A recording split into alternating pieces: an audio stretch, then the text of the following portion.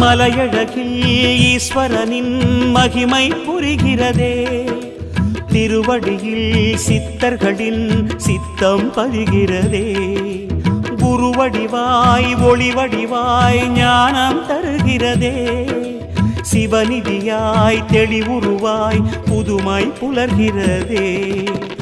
மண்ணை தினம் காத்திடும் உண்ணாமுலை நாதனின் கண்ணை தினம் காணவே அண்ணாமலை சுற்றுவோம். மலைவாழ் மாமணியை மரகத பொன்மொழியை வணங்கிட வணங்கிடவே வளம் பல கூடுமே.